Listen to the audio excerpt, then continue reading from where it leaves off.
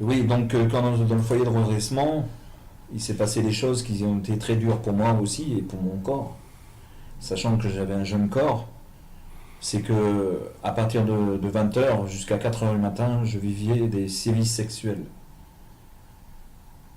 Et c'est vrai que j'avais envie de me détruire et plus qu'il me faisait mal, plus que j'étais content parce que je savais que j'allais mourir. Mais ce qui est important, c'est que ça m'a touché, ça m'a brisé mon corps. Actuellement, j'en souffre encore, physiquement, moralement. Mais ce que je veux dire par là, c'est que il est important d'avancer, et c'est ce que j'ai fait. Donc j'ai, à plusieurs étapes, j'ai réussi à fuguer, à partir. Et avec mes copains du foyer de redressement, on avait envie de se casser vraiment du Pas-de-Calais et de partir sur Marseille, visiter la Belle Bleue. C'est ce qu'on appelait comme ça. Mais bon, il y avait la première étape, on devait s'arrêter à Paris. Et donc, pour se faire plaisir, comme d'habitude, on fraudait les trains, on rentrait et on est arrivé à Paris. C'est la première fois que je visitais Paris. Et je suis arrivé devant le quai de la Seine, parce que pour moi c'était étonnant de voir Paris, la tour Eiffel et tout ça. Et je suis tombé sur une petite caravane qui s'appelait Team Challenge France. Et le responsable c'était Monsieur Scovage, Jean-Paul. Et cet homme m'a touché dans ma sensibilité. Il m'a pas touché mais il y avait quelque chose. Et donc il s'est approché de moi et puis il m'a dit tu connais Jésus? Je dis ouais, je connais ton Jésus, mais ton Jésus, faut pas m'en parler parce que je te casse la gueule et puis parce que j'étais très en colère vis-à-vis de ça. Parce que j'en voulais à Dieu. J'en voulais à Dieu, j'en voulais aux hommes, et je vous répète que je voulais me tuer tous les jours. Donc je faisais n'importe quoi comme bêtise. Et donc cet homme commence à me parler de Jésus, et je lui dis, bah écoute, pour l'instant, j'ai pas envie d'entendre parler de ton Jésus. Laisse-moi. Et donc il m'a laissé partir. Et donc après, on est arrivé donc à Lyon, Lyon-Pardieu.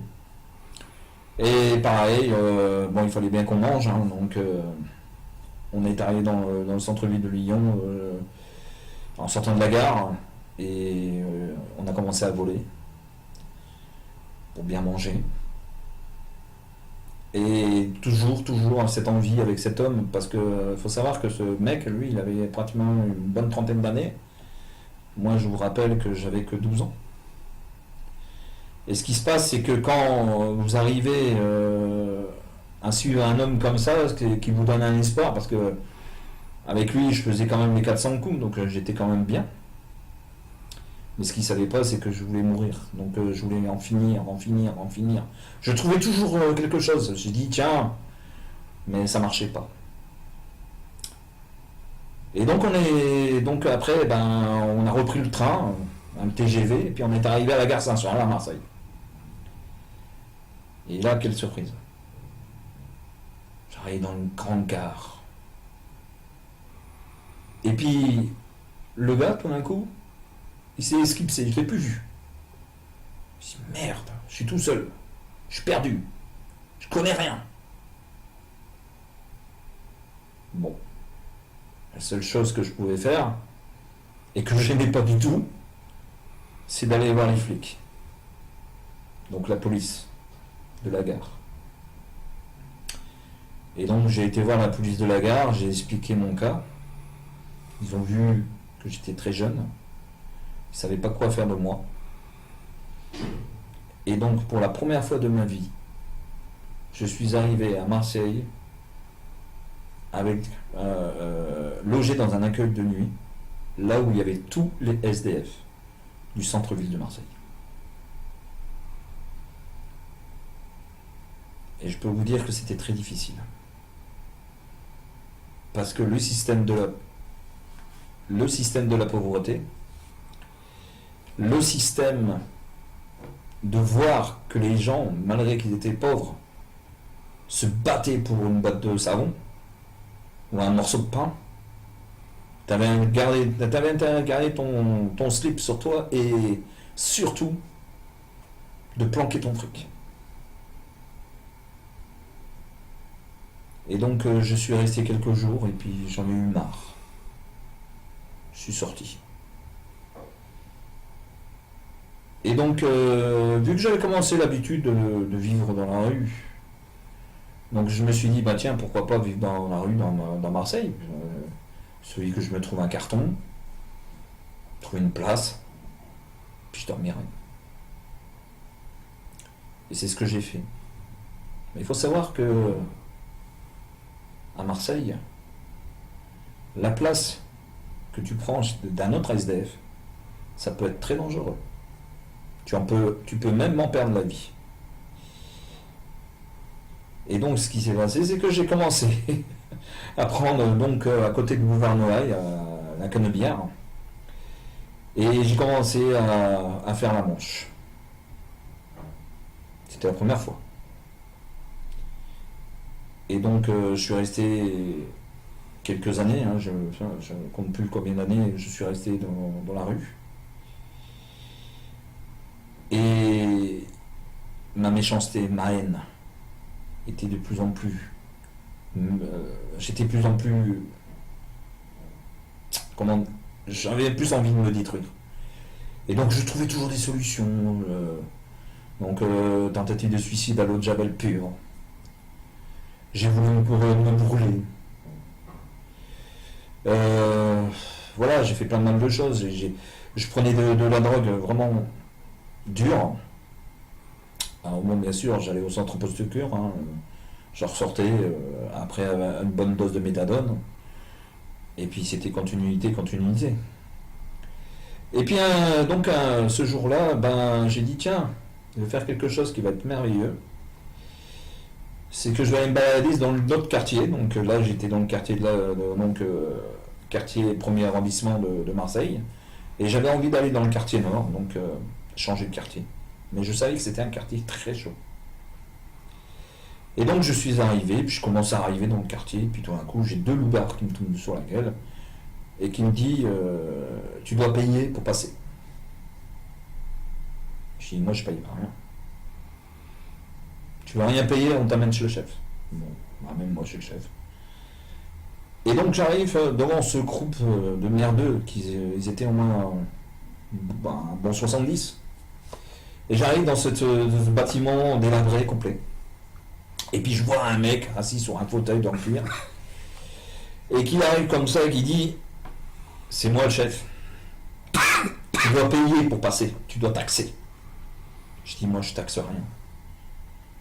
Bon on va te casser la gueule.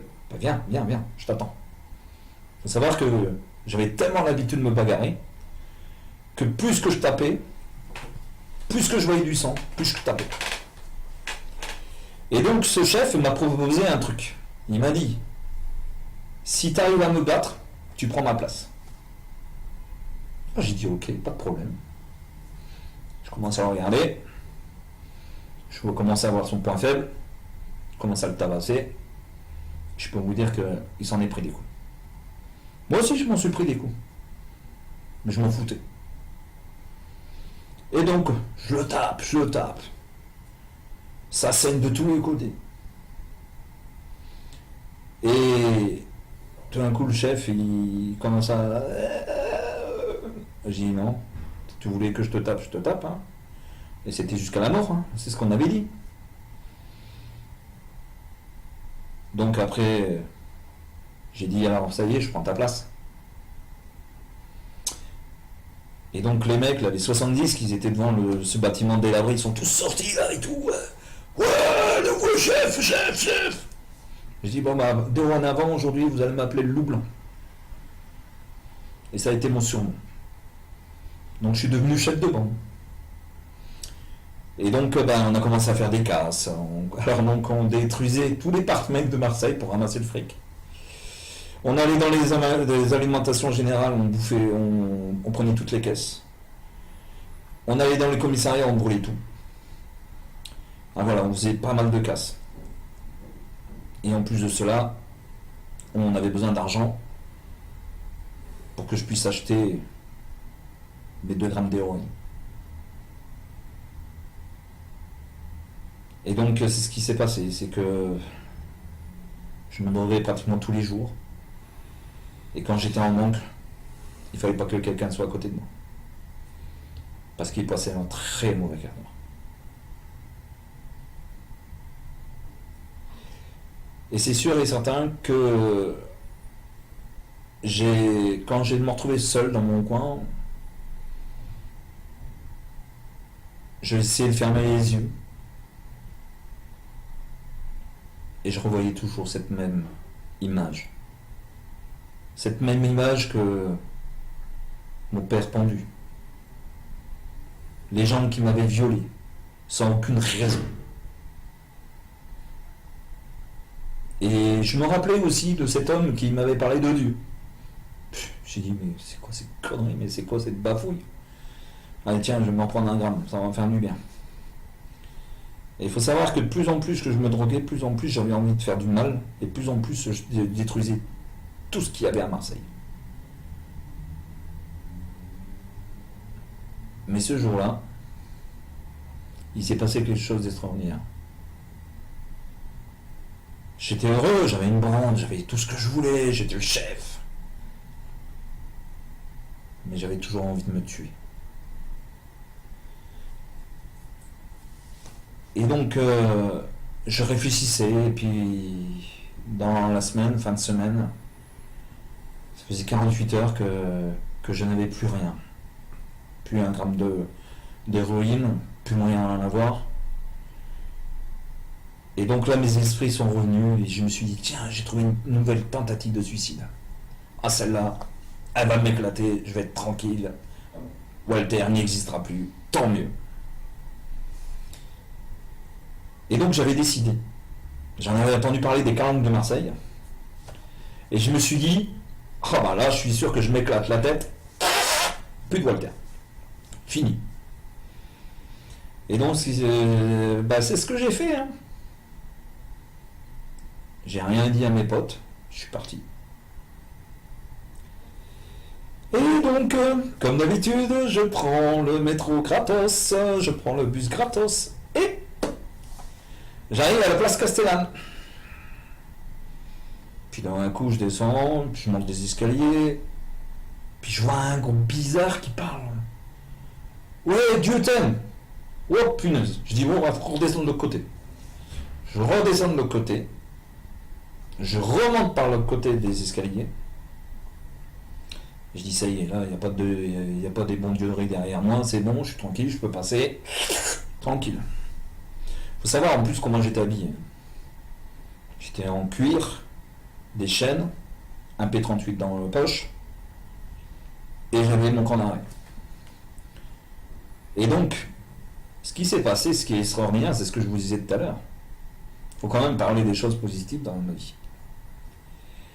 Ben, la chose extraordinaire, c'est que quand je suis monté les escaliers, je pensais éviter ces gens qui me parlaient de Dieu. Mais vous savez que rien n'est impossible à Dieu. Et donc, je m'approche petit à petit, puis tout d'un coup, il y en a un qui me touche mon épaule. Il me dit « Bonjour, ça te dit de venir au coffee bar ce soir ?» Vous savez, le premier qui me touchait passait un mauvais quart d'heure, c'est ce que je vous disais tout à l'heure. Je me retourne. Et je tombe sur un petit genou, une petite brique là, une petite maçonnette. Et puis il me dit bonjour, et puis je le voyais. Et j'ai dit mais c'est gratuit ton truc? Il me dit ben oui, c'est coffee bar gratuit. Ah, j'ai dit bah tiens. Coffee bar, tiens, peut-être des whisky gratos. Avant de crever et de boire un bon coup d'alcool, Comme ça, quand je veux m'écraser sur l'écran, fini, il n'existe plus. Et donc je m'approche petit à petit, et puis je vois deux jeunes femmes, que je remercie Seigneur qui me a mis sur la route. Et ces deux jeunes femmes commencent à arriver avec un sourire régnant. Comme j'avais vu cet homme à Paris, Monsieur Scovaja, pareil, il était rayonnant, il y avait quelque chose de bizarre. Je dis, mais qu'est-ce qu'ils ont tous là? Ils sont tous dopés, là, ils ont pris de la drogue. Et donc j'apprends que le coffee bar se trouve à même pas quelques mètres de chez moi, de la place Castellane, là où j'étais. Et donc c'était la rue d'Italie, l'église baptiste à Marseille. Et je commence à m'amener là-bas. Et puis on approche, et puis il me dit, ça y est, on est arrivé. Alors moi, interlocuté, je me suis dit, c'est ça ton église? Il est où ton clocher? Elle est où ta cloche? Moi je m'attendais à une église catholique. Et tout d'un coup, elle me dit, non, c'est ça notre église. Oh, ok.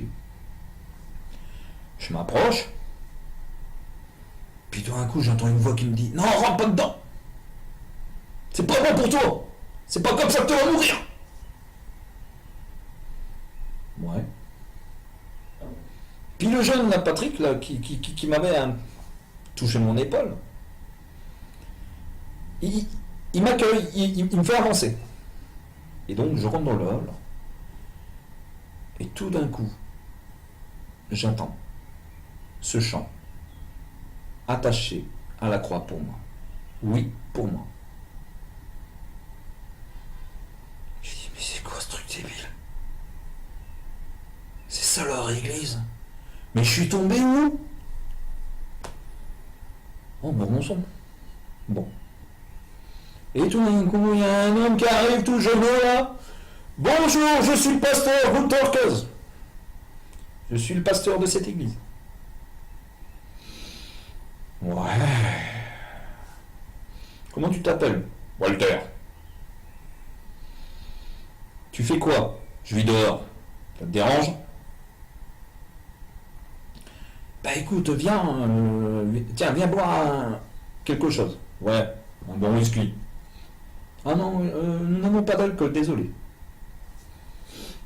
Ah, je dis merde, dans quoi? Quel truc je me suis fait enguirlander. Mais il s'est passé une chose extraordinaire. J'ai toujours connu la haine. Et quand je suis rentré, j'ai vu cet homme qui m'a accueilli, avec un visage rayonnant, ce chant qui m'interpellait, attaché à la croix. Pour moi, oui, pour moi. J'avais l'impression que c'était pour moi. Et donc j'approche, et j'avais un côté de la moitié qui voulait partir, et l'autre côté qui voulait rester. Et ce qui s'est passé, c'est que donc je me suis engagé à rentrer. Et une chose étonnante, c'est que quand l'amour du Seigneur vient vous toucher, elle vous touche. Et donc, je suis rentré et puis j'ai commencé à boire mon jus d'orange. Il voyait que j'étais dans un état lamentable. Et donc, le pasteur m'accueille à venir dans son bureau. Il était déjà tard. Et donc, je suis monté avec lui. Je sais pas, j'avais plus envie de partir. Et donc, je suis allé dans son bureau et j'ai commencé à déballer tout ce qui s'est passé.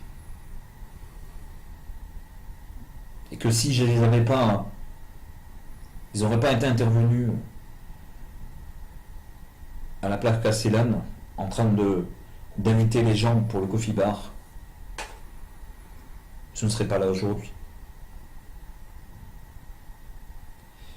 Et donc j'ai commencé à déballer tout ce que j'ai fait comme connerie. Et donc Gunther m'a regardé, il me dit. Et tout d'un coup il s'est mis à genoux, il pleurait, il pleurait. Je dis mais pourquoi il pleure, moi, qu'est-ce que je lui ai fait moi? Et moi j'avais envie de pleurer. J'arrivais pas à pleurer. Depuis que mon père était mort, je n'avais plus envie de pleurer. J'avais de la haine, de la méchanceté. J'étais loup blanc. Et puis tout d'un coup, il m'a dit cette chose que j'ai jamais oubliée. Walter, Jésus t'aime. Et s'il est venu aujourd'hui, dans ton cœur, sache qu'il a une raison pour toi. Sache-le.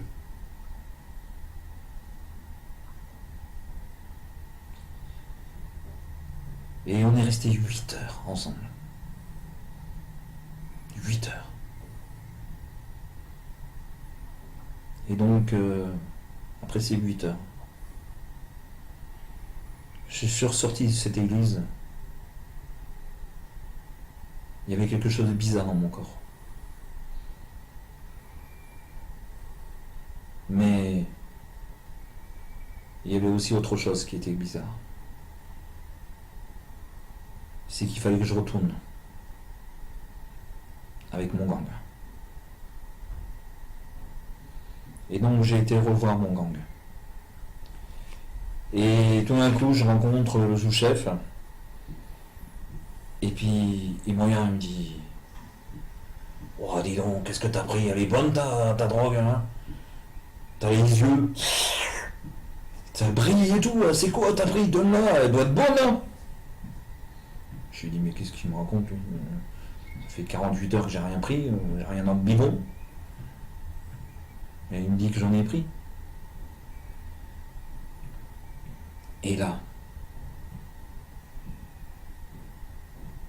je me suis dit: d'accord, Dieu soi-disant devait me sauver.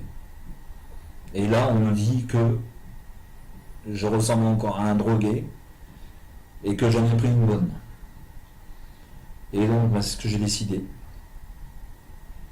J'ai dit à mes copains, à tous mes potes, à mon sous-chef, on va aller faire un casse, mais le meilleur des casses de Marseille. Et donc, on se rapproche du boulevard Noailles. Et là, je rencontre un de mes potes, un SDF qui m'avait aidé dans le temps quand j'étais arrivé à Marseille. Il s'appelait Charlie. Et tout d'un coup, il y a 3 CRS qui arrivent, qui commencent à me matraquer de chez matraquer. Ils ne font pas de cadeaux. Tout ça parce que c'était un clochard qui dormait sur le bord du McDonald's. Et donc là, je me suis mis très en colère. J'ai attrapé le flic. J'ai sorti mon cran d'arrêt. Et je lui ai ouvert le bide. Et pour la 1e fois, je me suis retrouvé avec les bracelets d'argent.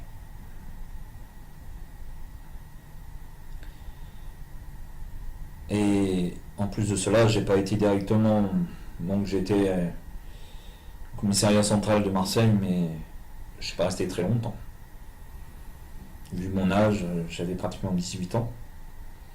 Je me suis retrouvé directement au quartier des Baumettes.